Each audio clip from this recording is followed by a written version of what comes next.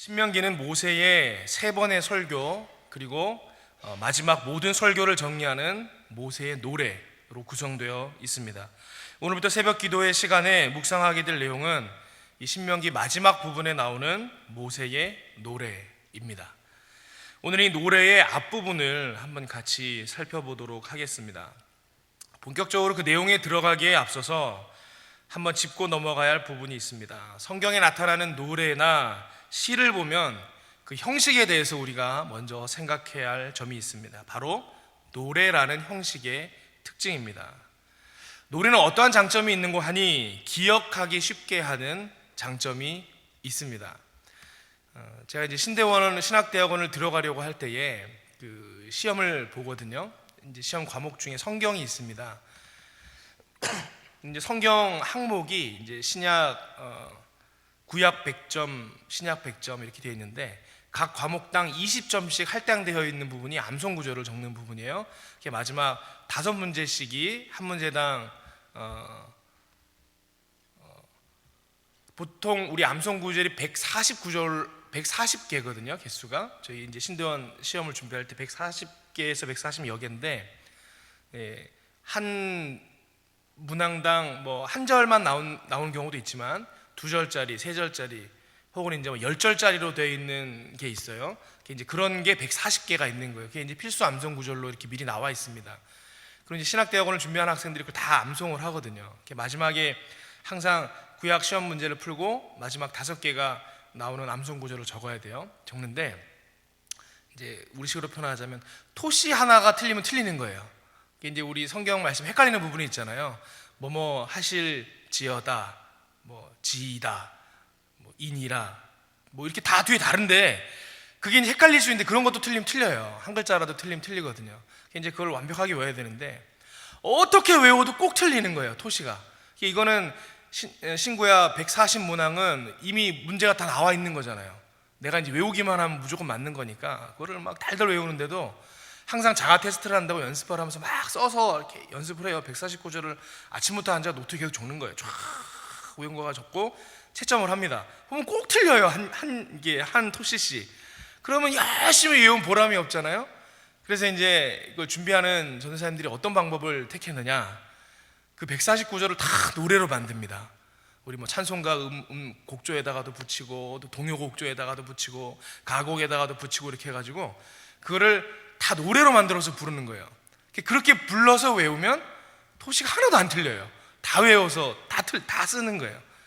그리고 옛날에 보면 그 천자문 같은 거 외울 때도 노래처럼 곡조를 붙여서 외우잖아요. 하늘 전따 이렇게 부르잖아요. 왜 그렇습니까?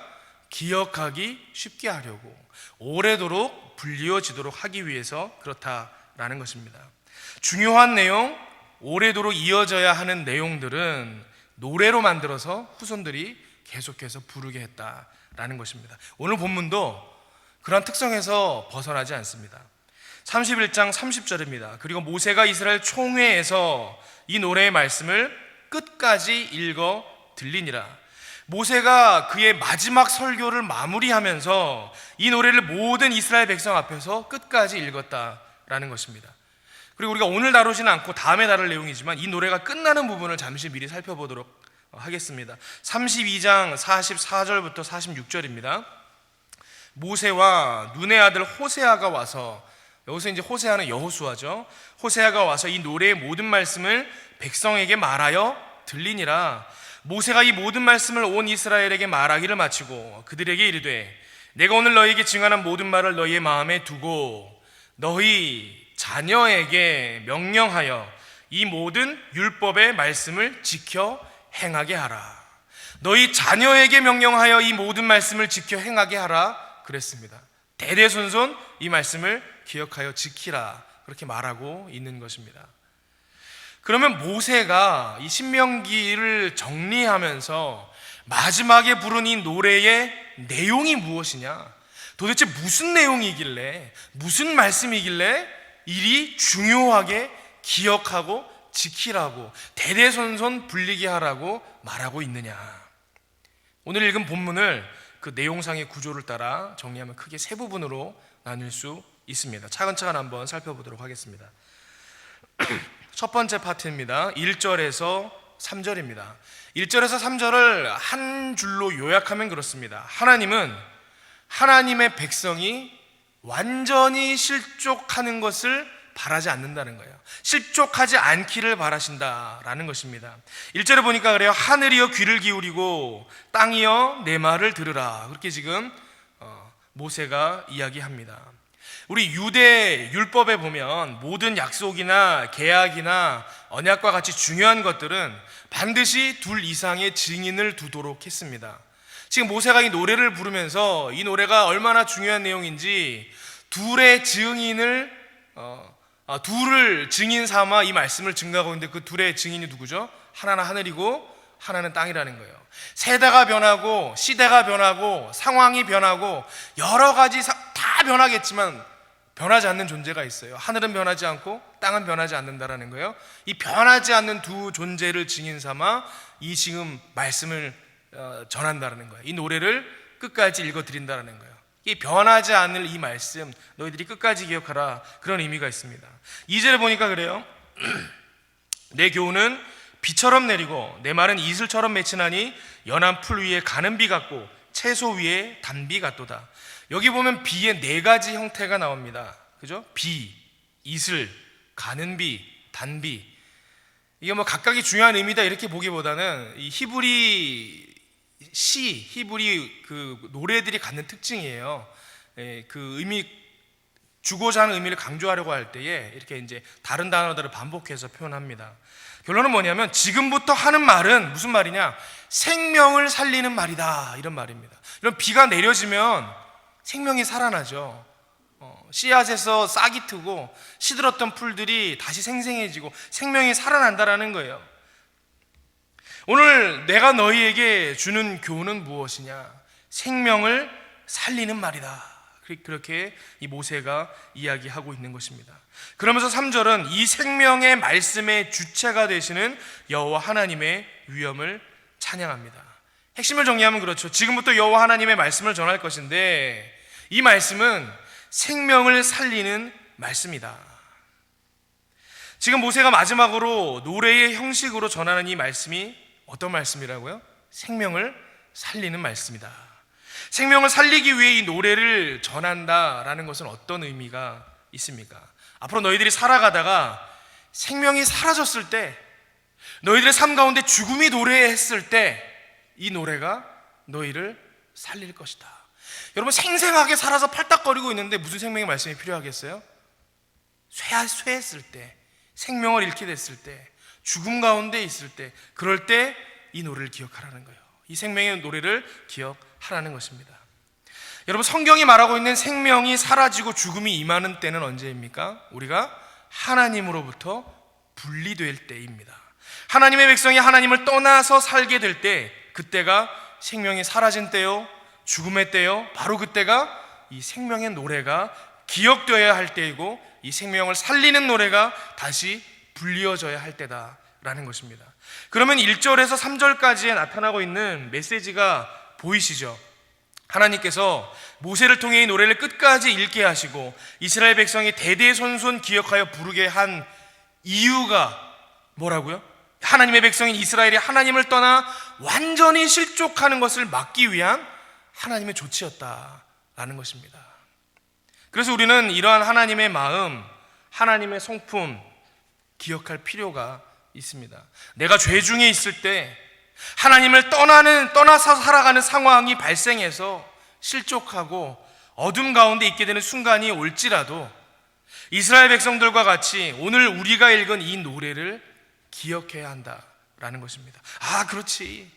내 비록 지금은 시궁창 같은 더러운 곳에 처박혀 있고 도저히 회복되지 못할 것 같은 상태이지만 하나님은 내가 완전히 실족하고 하나님을 떠나지 않기를 바라고 계시지. 하나님은 지금도 나를 기다리시지. 내 생명이 다시 살아나기를 원하고 계시지. 이 노래 가운데 있는 하나님의 마음을 들어야 된다는 거, 마음의 소리를. 나는 너를 절대로 안 버린다. 낙심한 채로 있지 말고 언제든지 내게로 돌아오너라. 어려운 중에 계실 때, 혹 삶 가운데 실족한 중에 계실 때에 이 말씀을 기억했으면 좋겠습니다. 이런 하나님을 기억하시고 다시금 돌아오는 은혜가 있기를 바랍니다. 두 번째입니다. 4절에서 6절입니다. 정리하면 그렇습니다. 여기서 주시는 메시지는 하나님은 언제나 의로우시고 그렇지만 그의 백성은 도리어 언제나 악하게 행하는 존재다라는 것입니다. 4절에 보니까 그래요. 그는 반석이시니 그가 하신 일이 완전하고 그의 모든 길이 정의롭고 진실하고 거짓이 없으신 하나님이시니 공의로우시고 바르시도다. 정리하면 그렇죠. 하나님은 의로우신 분이시다. 하나님은 의로우신 분이시다. 그러면서 5절에는 뭐라 그럽니까? 그들이 여호와를 향하여 악을 행하니 하나님의 자녀가 아니요 흠이 있고 삐뚤어진 세대로다. 그러나 그의 백성은 삐뚤어진 세대이며 언제나 악을 행하는도다. 여러분, 이 메시지를 정리하면 그래요. 하나님은 의로우시지만 우리는 악한다. 하나님은 의로우시지만 우리는 언제나 악하게 행동하는 행위하는 존재다. 여러분, 그런 뜻이거든요. 근데 모세가 이것을 노래로 불리어 기억하도록 했습니다. 하나님이 의로우시지 우리가 의로운 건 아니야. 우리는 원래 약한 존재고 불완전한 존재고 삐뚤어진 존재고 연약한 존재야. 여러분, 이거를 노래로 담아서 계속해서 불려지도록 했다라는 것입니다. 이 메시지를 우리에게 적용하면 어떤 뜻이 됩니까? 어떤 의미로 받아들일 수 있습니까? 우리 연약함에 대해서 첫째는 내가 뭐 좀 잘했다고 해서 우쭐할 필요 없다라는 것입니다. 의로우신 분은 누구시죠? 하나님만 의로우신 거예요. 우리는 언제나 어떤 존재죠? 언제나 악한 존재, 언제나 악행을 행하는 존재. 지금 잠시 뭔가 정신이 들어서 의로운 일을 행한 것 같아 보이지만 언제든지 다시금 돌아설 수 있는 존재. 왜냐? 우리는 죄인이잖아요. 원래부터가 타고난 죄인이거든요. 하나님의 은혜가 없이는 살 수 없는 존재들이거든요. 그래서 우리가 조금 잘한 것 가지고는 교만하면 안 된다라는 거죠. 두 번째는 뭐죠? 주변에 나쁜 사람이 있다고 해서 실망할 필요가 전혀 없다라는 거예요. 우리가 교회 생활하면서도 그런 분들 있잖아요. 아니, 어떻게 저 집사님 저럴 수가 있어? 아니, 저 권사님 어떻게 저럴 수가 있어? 야, 저 장로님, 저 목사님 실망이야. 어떻게 저럴 수가 있어? 여러분, 이것만큼 어리석은 말이 어디 있겠어요? 사람이 의로운 존재입니까? 사람은 원래부터 악한 존재예요. 어떻게 저럴 수가 있어가 아니고 저럴 존재였어요. 원래 그런 존재였단 말이에요.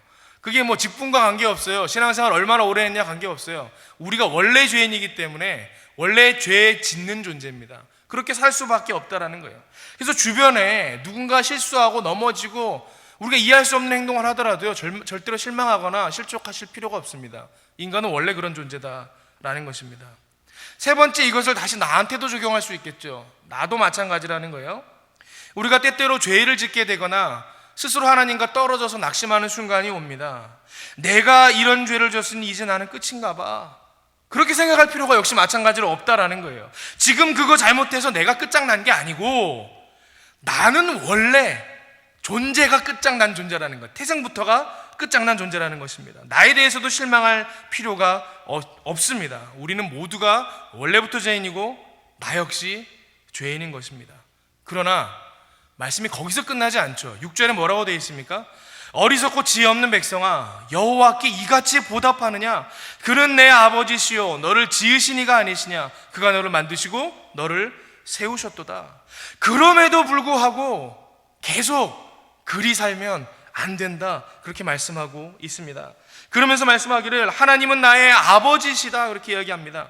여러분, 성경에서요 하나님을 아버지입니다 라고 표현한 부분이 여기가 처음이에요. 그 앞에는 하나님이 아버지라고 표현된 적이 없어요. 여기서 처음이라고 나오는 거예요. 하나님은 너의 아버지시고 너를 지으신 창조주시고 너를 다시 세우시는 분이시다. 오늘 본문의 두 번째 파트가 전하는 메시지는 그것입니다. 우리는 원래부터가 악한 존재이고 늘 악을 행하는 존재이다. 그러나 그렇다고 해서 계속해서 죄의 자리에 머무르지 말고 우리를 다시 세우시느니, 이 사망에서 생명으로 옮기시느니 우리의 창조자 나의 아버지 하나님을 믿고 그분께 붙어서 살아야 한다. 우리의 죄를 사하시는 이 예수 그리스도의 은혜를 믿음으로 늘 하나님께 붙어 사시는 저와 여러분들 되시기를 바랍니다. 세 번째 메시지입니다. 7절에서 14절입니다. 정리하면 그렇습니다. 우리가 우리의 아버지 하나님을 기억하고 다시 우리를 돌이키고자 할 때에 나에게 은혜를 베푸신 하나님을 다시 기억하라 라는 것입니다. 오늘 7절에 보니까 그렇게 나와 있어요. 옛날을 기억하라. 역대의 연대를 생각하라. 내 아버지에게 물으라. 그가 내게 설명할 것이요 내 어른들에게 물으라. 그들이 너에게 말할 것이다. 지난 날을 돌아보라라는 거예요. 8절 9절에 뭐라 그럽니까? 정리하면 그래요. 하나님께서 각 민족의 기업을 나누셨는데 너희 이스라엘은 하나님의 기업이다. 하나님께서 너희를 택하셨고 하나님의 기업 삼으셨다. 너희가 하나님의 백성이다. 그렇게 얘기하는 거예요. 그러면서 10절에 뭐라 그럽니까? 여호와께서 그를 황무지에서 짐승이 부르짖는 광야에서 만나시고 호위하시며 보호하시며 자기의 눈동자같이 지키셨도다. 하나님께서 너희를 광야길을 지나는 동안에 지키지 아니하셨느냐? 기억하라라는 거예요. 11절에서 이 독수리가 그 새끼를 돌보는 것으로 예를 들면서 얘기하죠. 하나님께서 너희를 돌보셨던 것을 기억하거라. 12절에 뭐라 그럽니까? 지금까지 인도하신 하나님이 다른 신들이 인도한 게 아니고 하나님은 홀로 한 분이신 하나님께서 너희를 인도하셨다. 너희를 기억하고 있지 않느냐? 너희가 어려운 순간, 실족하는 순간, 죄의 순간에 있을 때 이것들을 기억해라. 13절 14절 하나님께서 너희를 먹이셨다. 여러분, 우리가 어려움 가운데 있을 때 특별히 죄를 짓고 또 하나님으로부터 우리의 신앙이 멀어지고 연약해졌을 때 우리를 다시금 돌아오게 하고 우리를 다시금 은혜의 자리로 나오게 하는 것이 어디 있습니까? 하나님께서 나에게 베푸셨던 은혜를 떠올릴 때 그러한 일들이 일어난다라는 거예요. 이 10절에 뭐라 그러죠? 하나님께서 너희를 광야에서 만나셨던 것을 기억하라. 이스라엘 백성이 광야길 40년을 방황하면서 있는 동안에 하나님께서 지키셨잖아요. 여러분, 이게 아주 중요한 건데 우리 모든 신앙인들이요, 자기 삶을 돌아보면 광야 같은 삶을 살았던 시절이 있어요. 그런데 그 순간에 어떠한 경험이 있습니까? 그 순간에 하나님께서 나를 인도하셨던 경험이 있다라는 거예요. 여러분, 이 경험이 있는 사람과 없는 사람의 신앙의 태도와 신앙의 그 힘은 완전히 다릅니다. 사망의 음침한 골짜기를 다닐지라도 내가 해를 두려워하지 아니할 것은 주께서 나와 함께 하심이라. 내가 어디를 갈지라도, 광야길을 갈지라도 마저 하나님이 나와 함께 하셨지. 여러분, 이 광야라는 히브리어는요, 미드바르라는 단어거든요. 미드바르. 그런데 우리는 이게 이제 원래 우리말이 아니니까 어감이 정확하게 오지 않지만 이 미드바르와 같은 어근을 가지고 있는 말이 있어요. 그게 뭐냐면 말씀하다라는 히브리, 다바르라는 말이 있어요. 이 미드바르와 다바르가 같은 어근에서 나오는 말이에요. 그러니까 이제 히브리어 발음상으로도 유사하고 히브리인들이 들을 때 같은 어근에서 나오는 말이기 때문에 유사하게 받아들여지는 단어입니다. 무슨 말이에요? 광야와 말씀하다가 비슷하게 들린다는 거예요. 우리는 광야 그런 말씀하다가 쉽게 떠오르지 않지만 이스라엘 백성은 이미 언어 자체에서 떠오르는 거예요. 광야, 마저 하나님이 말씀하시는 곳이지. 마저 광야, 우리가 그곳에서 하나님의 말씀을 먹었던 곳이지. 하나님께서 우리를 지키셨지. 여러분의 삶 가운데 광야를 지나오면서 하나님의 은혜를 힘입었던 기억들이 있으실 거예요. 여러분 실족하고 넘어지고, 야, 나 이제 하나님으로부터 버림받았나 보다, 나 이제는 이 추악한 모습으로 하나님께 돌아갈 수 없나 보다. 그럴 때 여러분의 인생의 광야에서 인도하셨던, 지키셨던 그 하나님의 은혜를 기억하시길 바랍니다. 그리고 11절에 나오는 거예요. 하나님이 너희를 돌보셨다 이야기하면서 무슨 비유를 드느냐? 독수리가 자기 새끼를 돌보는 것을 장면을 비유로 듭니다. 이게 출애굽기 19장에도 똑같은 이야기가 나와요. 이스라엘 백성이 시내산으로 도착할 때 모세가 얘기하는 거예요. 하나님께서 지금까지 독수리가 자기 날개로 그 새끼를 업어서 그 돌보는 것 같이 너희를 인도하신 것을 기억해라. 실제로 독수리가 그 새끼들을 그렇게 키우지는 않지만 이 유대인들 가운데 어떤 신화인지 아니면 이야기인지 스토리인지 그런 이해가 있었어요. 독수리가 자기 새끼 비행 훈련을 시킬 때에 독수리 새끼를 떨어뜨린다라는 거예요. 여기 보면 너풀거려가지고 이 둥지를 어지럽게 해서 새끼를 몰아내는 것처럼 같은 장면이 나오잖아요. 둥지 바깥으로 일부러 떨어뜨린다라는 거예요. 나는 연습하라고. 근데 독수리 둥지가 어디 있습니까? 주로 높은 벼랑에 있거든요. 이렇게 떨어뜨리면 이 독수리 새끼가 떨어지면서 죽으면 안 되니까 지금 떨어지는데 어떻게 할 거예요? 날개짓을 하면서 연습을 해야 된다라는 거예요. 근데 아직 서투르니까 그냥 떨어지겠죠. 그럼 어미 독수리가 가서 날개로 받아 올리고 또 떨어뜨리고 받아 올리고. 물론 이 아기 독수리에게는 고난의 시간이겠지만 그 시간이 사실은 항공을 향해 힘차게 날아오르는 독수리가 되도록 하는 어미 독수리의 훈련의 과정이었다는 거예요. 11절에 하나님께서 너희를 돌보셨는데 그 돌보심의 내용에 뭐가 있느냐? 훈련의 내용이 있다는 거예요.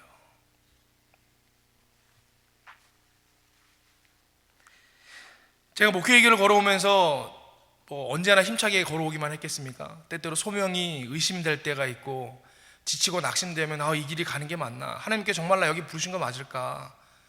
하나님께서 이 길을 가라고 나에게 소명을 주시고 정말로 원하셨다 그러면 이렇게 하지는 않으실 텐데 왜 이렇게 어려운 순간들을 만나게 하실까? 포기하고 싶을 때가 있고 소명이 희미해질 때가 있잖아요. 그런데 그럴 때마다 저를 다시금 붙들게 하고 제 소명을 분명하게 하는 제 삶의 이야기가 있습니다. 하나님께서 나의 어려운 시간, 어린 시절 유년기에 내 소명을 받기까지 그 시간을 보낼 때에 하나님께서 마치 독수리가 그 새끼를 훈련시키셨던 것처럼 나를 훈련시키셨잖아. 저는 그 순간을 저의 지나온 과거들을 돌이켜보면요, 하나님께서 나를 이 자리로 부르셨다는 그 소명에 대해서 의심할 수가 없어요. 왜냐하면 한순간에 하나님께서 음성으로 너는 생명을 살리는 목회자가 되거라, 음성으로 들려주셨다 그러면 제가 나중에 기억할 거 아니에요. 내가 그때 조느라고 잘못 들었을 수도 있어, 이렇게 의심할 수도 있는데, 수십 년에 걸쳐서 하나님께서 인도하셨던 그 역사는요, 착각할 수가 없는 거거든요. 분명하게 제게 각인되어져 있는 하나님의 소명이거든요. 제가 마음이 연약해지고 희미해질 때마다 돌이켜보는 거예요. 아니지, 지금까지 수십 년에 걸쳐서 나를 훈련시키시고 인도하신 하나님이신데, 그렇다면 소명이 분명한데 내가 여기서 주저앉을 수 없지, 넘어질 수 없지, 그런 마음으로 다시금 일어섭니다. 우리 사랑하는 성도 여러분의 삶 가운데도 광야의 시기가 있으시고 또 훈련의 시기가 있으셨을 줄 압니다. 그러나 동시에 그 가운데 하나님의 인도하심과 돌보심이 있으셨을 줄도 압니다. 여러분의 어려움 가운데 있을 때, 낙심한 가운데 있을 때, 때때로 하나님을 떠나 살고 있어서 좌절한 가운데 있을지라도 그 순간들을 기억하시기를 바랍니다. 나를 인도하신 하나님, 나를 돌보신 하나님, 나를 훈련하신 하나님, 먹이신 하나님을 기억함으로 다시 하나님께로 돌아오고, 그로 인해서 생명이 살아나는, 다시금 살아나는 은혜를 경험하는 저와 여러분들 되시기를 바랍니다. 함께 기도하겠습니다. 아버지 하나님, 오늘 귀한 말씀을 통해 다시금 우리가 힘을 얻습니다.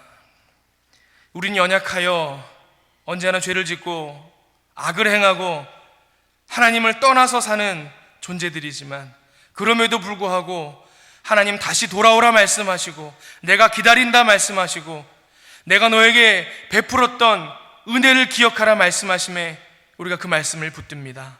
하나님, 방황의 시기, 어려움의 시기, 실족하는 순간을 만났을 때 지금까지 나를 인도하신 하나님, 돌보신 하나님, 훈련하신 하나님, 먹이신 하나님을 기억함으로 다시금 주께 돌아와 하나님을 붙들고 살아가는 믿음의 백성, 다시금 새롭게 살아나는 은혜의 백성 되게 하여 주시옵소서. 감사드리며 이 모든 말씀 예수 그리스도의 이름으로 기도하옵나이다. 아멘.